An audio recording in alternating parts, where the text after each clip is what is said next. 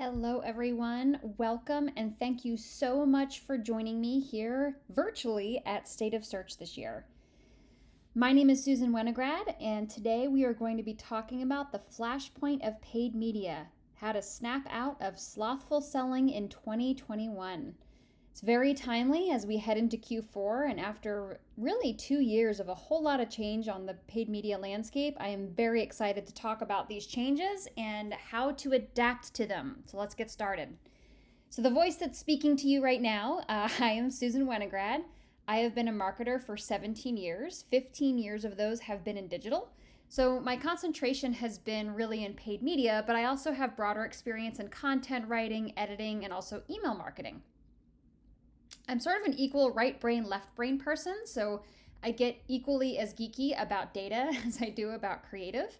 And then I've also worked in-house at agency side for a bunch of brands you'd know. So I've worked in a whole bunch of different verticals that have really led me to understand the similarities and differences, but really what are those overarching things that are the truth no matter what you work in. Sprinkled into that, I also do paid media reporting for Search Engine Journal, and I'm a frequent speaker and teacher all over the globe. So that also gives me some additional insight into the commonalities of what we see no matter what you're selling or what platform you're on. On a local note, I am also a former Dallaser. I was there for 5 years and my daughter was born there, and we now live in Central Virginia. Before we get into how paid media is handled today, let's talk a little bit about what the role of it traditionally was, because in some ways, you're going to find that we're getting back to that. So traditionally in paid media, creative was what it was all about. And as marketing got smarter, there were advances in regards to how media was placed, how to target certain demographics. But the really overriding objective of it was to deliver a consistent brand message as many times as possible in the areas that it was believed the core demographic or potential customer was hanging out. So it was very nascent in a lot of ways. And I think we've gotten a little spoiled in the current digital marketing landscape, but those things that drove traditional media are becoming more and more important, and we'll talk about that. But when we look at what the role of paid media has been up until really a few years ago, and it's still treated this way, but it's less so than it used to be. It really was like paid media was a money machine. You know, we put in $5, you made $20 back or $10 back or $15 back. It was seen as almost this, direct response medium of you put money in and you get profit out. So when you looked at the customer journey as a funnel, you had discovery at the top, which is where that top of funnel, mostly search, social as well, where people would discover brands. Then they would move to the consumption area where they would consume content on your site, they'd continue to consume content on social, and then eventually they would turn into buyers. When we look at what paid media's role has been, though, it's really been in this part of it. I think that there's pieces that spread into that discovery part, but by and large, most paid media programs concentrate their budget on this part of the funnel. And there are a lot of things that have really exerted downward pressure on that I'm going to take you through in a minute, but it makes it a very difficult landscape to rely on this long term. And let's think about this now from a user perspective. So take off your media hat and think about when you use these platforms. They're really overwhelming compared to what they were when they started. So when you log into something like Facebook, now I can look at stories. They bug me incessantly about voting, even though I'm already registered. You can say what's on your mind by typing. You can share a photo. You can go live. You can share a feeling. You can start chat rooms with friends. And the feed has really been deprioritized down. And then that's not even taking into account you have all these things along the top toolbar that could turn red if new things have happened for you to check out. Google is similar. If I Google something like how to make bread, which God knows we all did during the pandemic, now I have menu cards with different photos. I've got frequently asked questions. I've got recipes that are written out, and I've got videos. And even Instagram, which used to be the pretty simple one. You just scrolled through pretty pictures. Now you've got stories along the top. You've got suggested people to follow on the right. You've got direct messages. There's just a lot going on.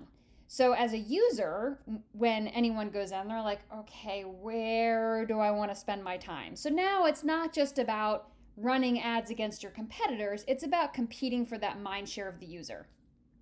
Then this funhouse showed up.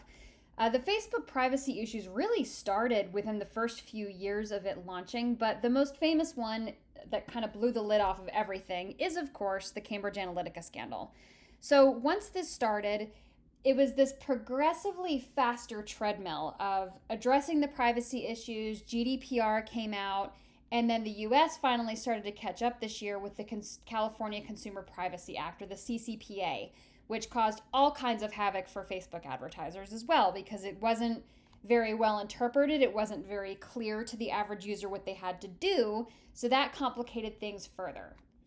Now let's add to that we've had a pandemic on top of it and an election year. So this shows one of my clients from July until just a couple weeks ago, and you can see how their costs have been exponentially climbing as things have opened back up. We saw a dive during COVID as far as what the costs were because, a lot of retailers, they didn't have stock. Things were behind in China getting shipped. And then they really didn't know how much to spend on ads because they didn't know how consumers were going to react. As things started to open back up and people felt adjusted to the quote unquote new normal, we started to see these prices go back up. And then as we've gotten towards election year, we've really seen them skyrocket on Facebook because we're competing so much with those political ad dollars. This is going to continue, I guarantee it, heading into the Black Friday, Cyber Monday holiday season, and probably sooner than we're used to because people are having to plan ahead because of the competition that's going to exist for e-commerce this year.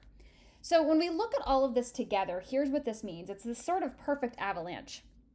You have paid media, which is now just noisier than ever, which is also driving up costs higher than ever because you have more competition, and more competition not just among advertisers, but also for user mindshare. Those privacy regulations like GDPR and CCPA are just beginning. Those are definitely going to become more normal. And then over the years, brands just over-relied on paid media to drive sales. They really didn't focus on building a brand as much because they didn't have to. It was an easy short-term win. The media was not that expensive. They could put in a few bucks and make money.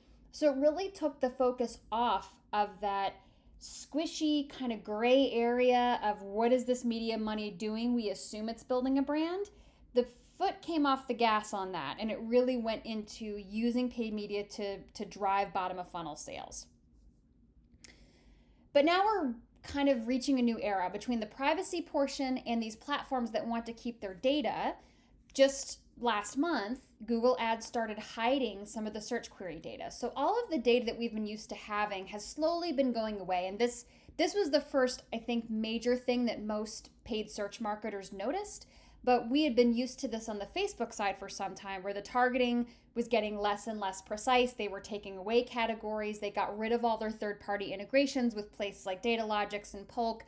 So the privacy thing started it, but now there's kind of this war about who owns which platform data and them using that just to their advantage and not sharing it.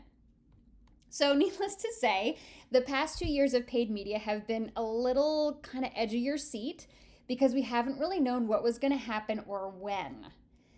But when I look forward now, I'm actually pretty excited. And I think people think I'm a little crazy because most media buyers are really just stuck in this crunch of still being expected to perform these bottom of funnel sales, but we know that that's not really happening as efficiently as it used to. So I get excited because I look at the role that paid media can start playing moving forward. And what I foresee happening in the next 2 to 3 years is brands and marketing mindsets are going to win. So when I told you in the beginning, those traditional things that marketing was built on, those are going to resurge with re-importance and be something that, was long neglected, but now very focused on. The siloed media buyer approach, if I put in money on this channel and I get this much out, that's going to fall further and further behind because brands have known for years that that's not how consumers interact with them, but now they're finally seeing it in the math and the dollars and cents that they're spending. Tied to that, and this isn't necessarily new, but I think there's a dawning awareness and appreciation for it, the platforms that we advertise on don't want people to leave them. So when you look at things like shareholder, advice or data that they're reporting on, one of the things they talk about is how many minutes people spend on their platforms. They don't want to send them off of it. And we've known that for years, but it costs so little to do it that it didn't really matter. But now we kind of have to play along because they're adding more things to keep people on them. They're innovating. They're trying to find ways to partner with brands to get both objectives done, to keep people on those platforms so they can report high time on the platform, but they need the advertisers for the advertising dollars. So they're also trying to partner that with ways that advertisers can benefit. So we're going to go through what some of those things are. The first that we're seeing for sure is faster batched creative optimization. So it used to be that you would have to create 3 different ads completely. Now they've gotten wiser to the fact that the machine can figure it out pretty fast, and it's a time suck for media buyers to have to do that. So there's a couple things that have been put into place. The first is when you go into Facebook ads, Facebook is not just advertising on Facebook anymore. It's Instagram, it's feeds, it's stories. There's a lot of different placements, and they don't all look the same. So one of the things that they had rolled out, that was our first hint, was that you could specify different creative for different placements, but you could still run them in one ad group. So you didn't have to set up a separate thing for Instagram stories anymore to show creative optimized for that placement. So they started trying to make it more efficient in having one ad set unit, but you could say what you want to run in each placement. Additionally, they did a wide rollout of dynamic creative optimization. So instead of having to create 3 different ads where the only thing that was different was the headline, you could create one unit and specify all the versions within one that you want to test. And again, it would just leave it to the machine to figure it out and tell you what the best combination is.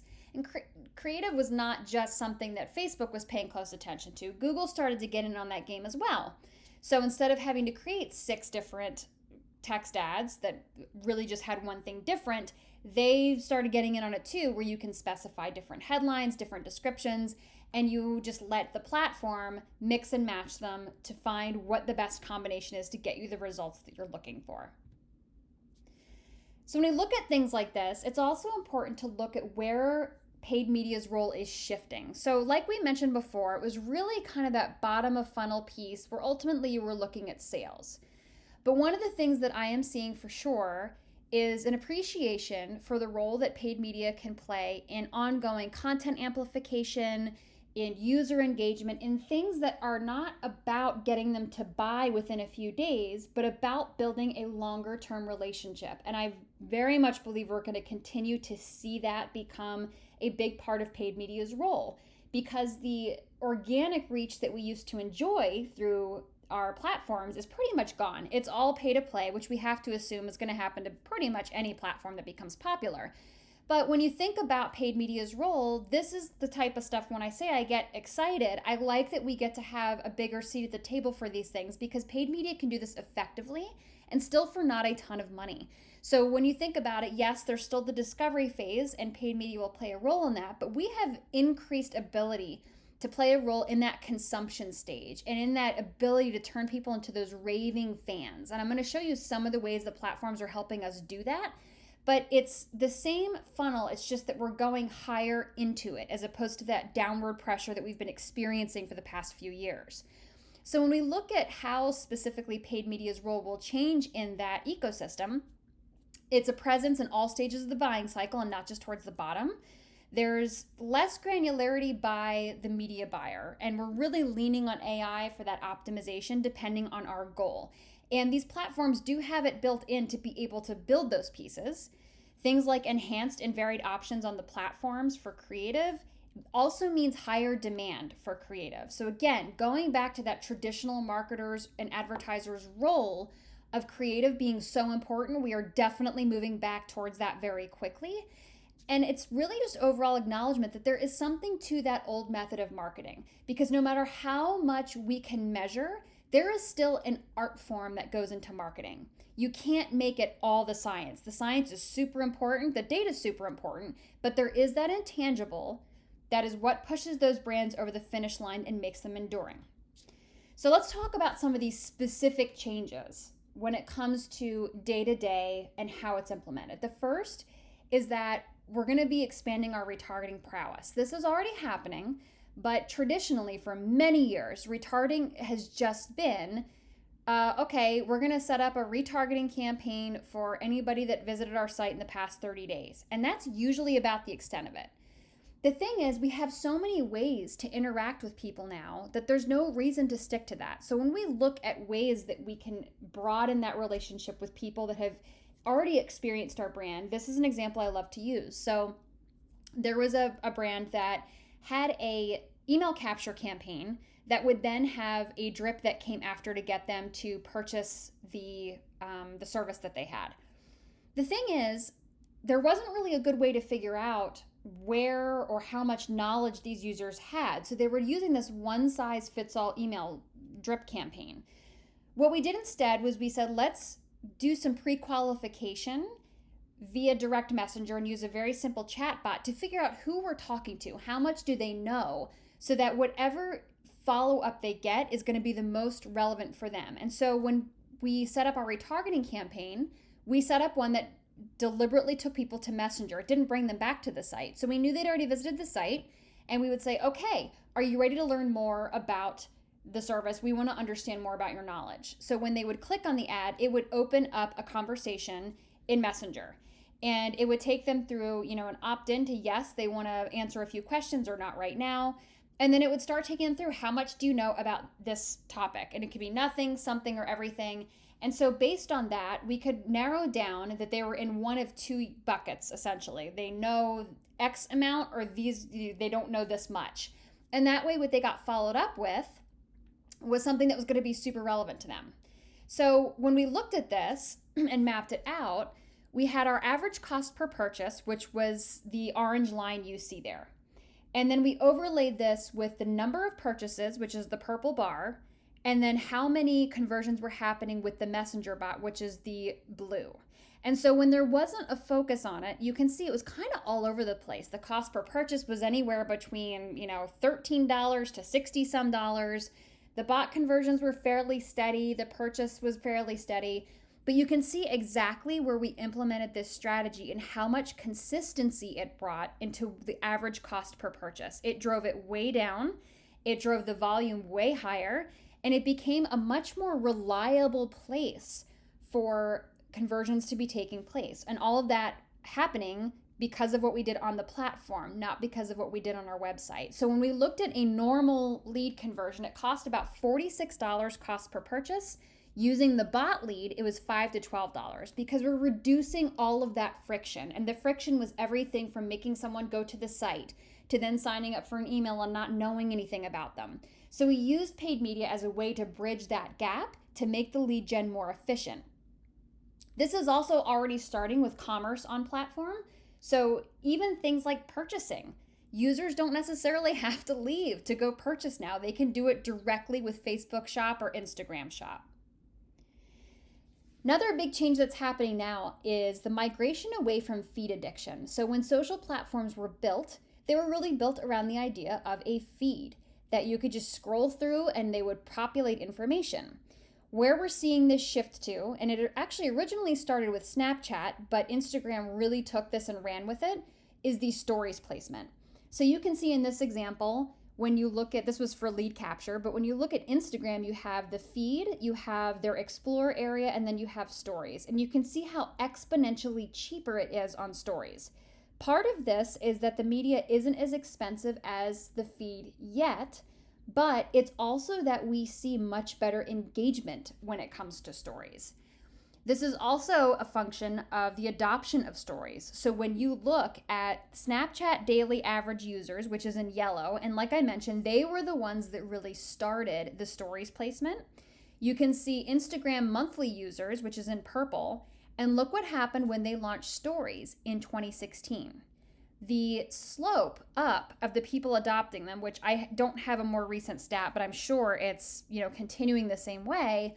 Stories was adopted very quickly, and it's been adopted very efficiently. So a lot of the times when Facebook opens up more inventory, they've really maxed out on their ability to add any more ads to the feed.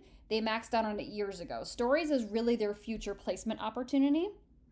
And the thing is that it gives you enriched full screen creative. So when we look at these increased, sales that or lead gen or whatever it is you're running that you see happening on stories, there's a lower cost function, there's increased user engagement, and a lot of it's because of the comparison. If you look at, this was for a shake detox that showed up in my Instagram feed, and it looks like a regular feed, it's fine, but you can see there's distractions everywhere, right? There's stuff along the bottom, I have some direct messages, I can keep scrolling, I can see a preview of what's below, there are text and all this stuff, so there's stuff that detracts from it.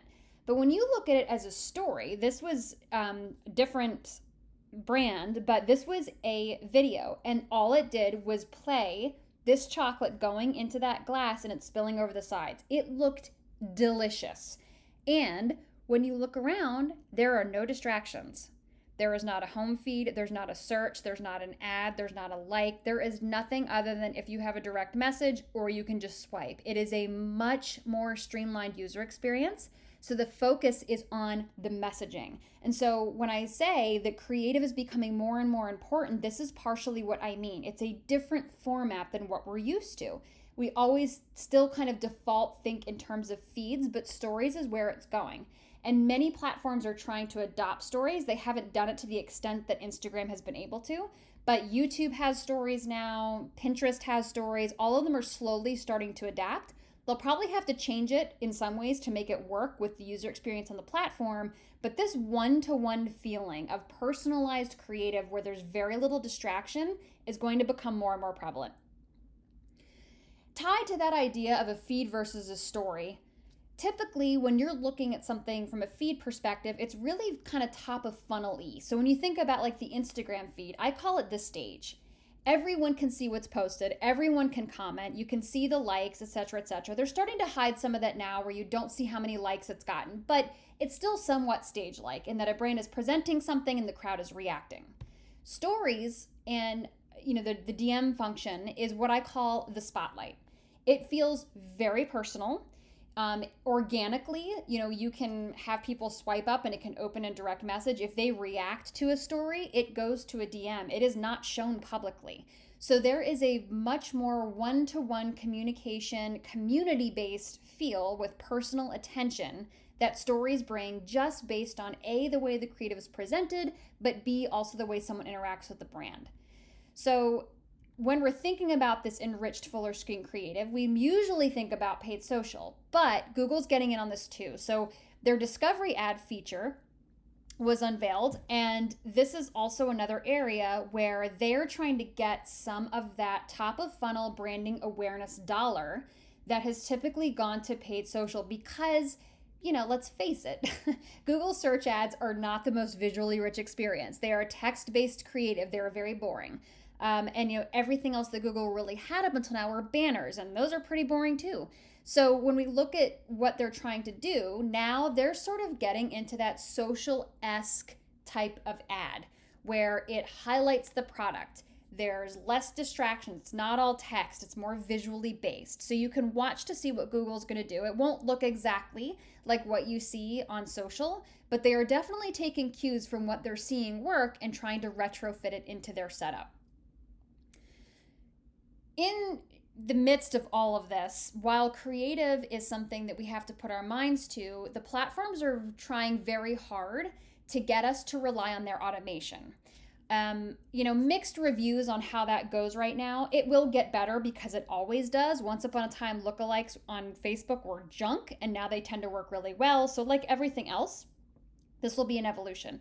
But Google's version of this is smart. We could debate the choice of name, but things like smart shopping, dynamic search ads, all of these things that are basically trying to get us to have humans focus on the part that humans can do very well and relinquish some of the granularity to the machines that have larger data sets that, in theory, could do these things more efficiently. So when you look at things like smart shopping or, dynamic search ads, there's that.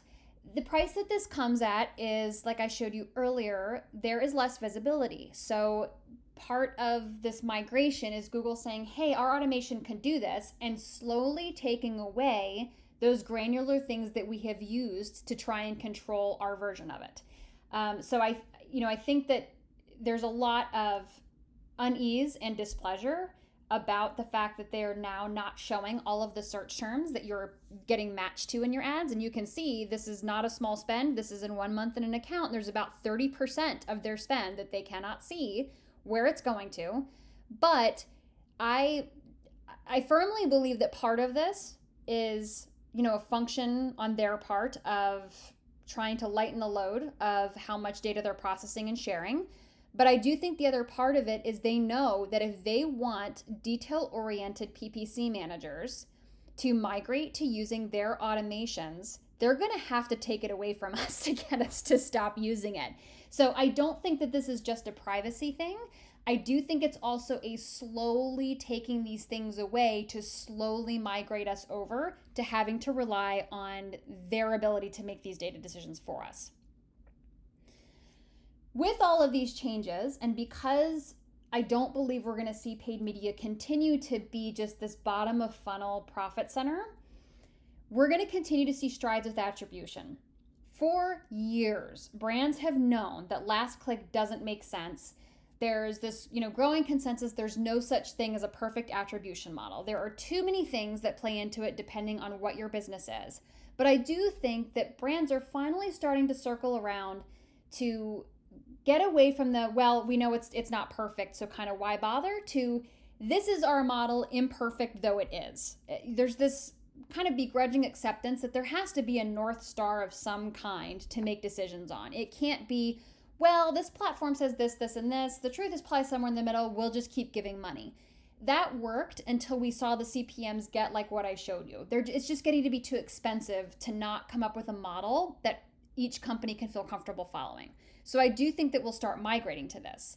And this makes me so happy because there's just so much opportunity for paid media people. We're not, stuck with just text ads anymore. We're not stuck with, well, what was your ROI yesterday and why did the sales go down? We have the opportunity to play a much longer term role in how brands define themselves, how they communicate their creativity, and that's the stuff I love. I love having the left brain and right brain pieces play together.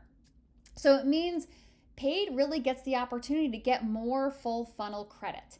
And it used to be the reverse where, a lot of people would kind of say, oh, paid search always gets the credit because it's the last touch. But now it levels the playing field for all those other platforms that are doing heavy lifting that's never really been appreciated or seen. So we get a better idea of how valuable paid media is across the entire funnel, not just when it's time to buy. So those one-trick ponies that just kind of put money in the bottom of the funnel and play dirty, they're going to start to have a harder and harder time. The marketers are the ones that's going to shine. And the platforms have tried to reward smart marketers for a while with things like, quality score and, optimization feedback, because they really do want good marketing on there. They don't want that bottom of funnel stuff. They want to build the platform, keep people on while you build your brand so that it's a good ecosystem for everybody.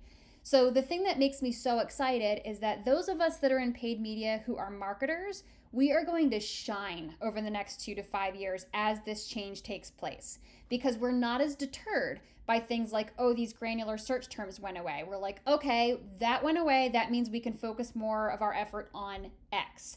It doesn't mean we have to like it, but it does mean that when one door closes, another opens. So when that data goes away, it doesn't mean that you are less creative or that your media buys are less impactful. It means that you need to rethink the way that your media is being used, because if you're a really good marketer, you are going to do amazing.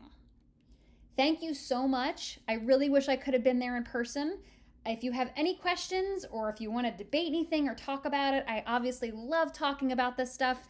You can reach me on Twitter, or you can feel free to reach out to me directly on email. And I